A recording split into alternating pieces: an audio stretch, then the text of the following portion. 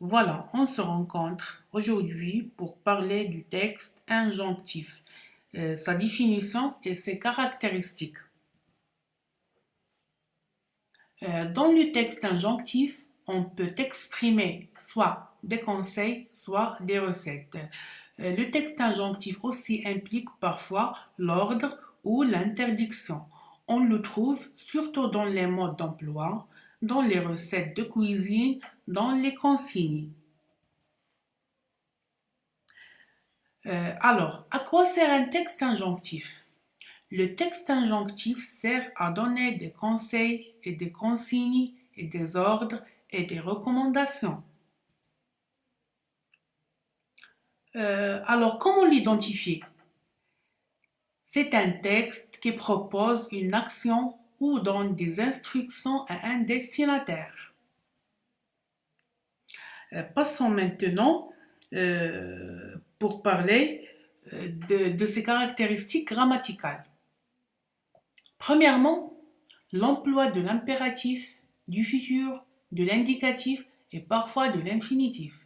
Deuxièmement, expression d'obligation, par exemple il faut que, on doit, énumération, phrase courte.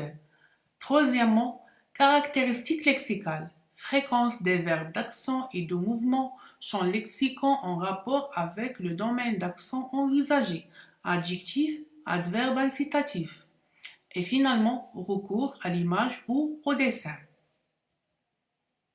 Alors, comment rédiger un texte injonctif?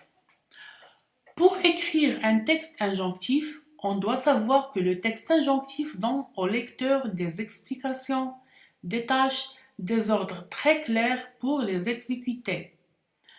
Un bon texte est organisé de manière à décrire clairement les travaux à réaliser, en précisant toutes les étapes.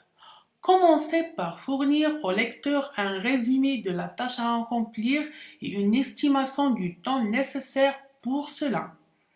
Passez ensuite à une explication détaillée des étapes à suivre.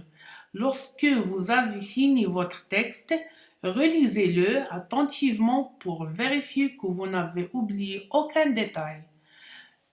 Et enfin, n'oublie pas d'utiliser les obligations comme il faut, tu dois et l'interdiction.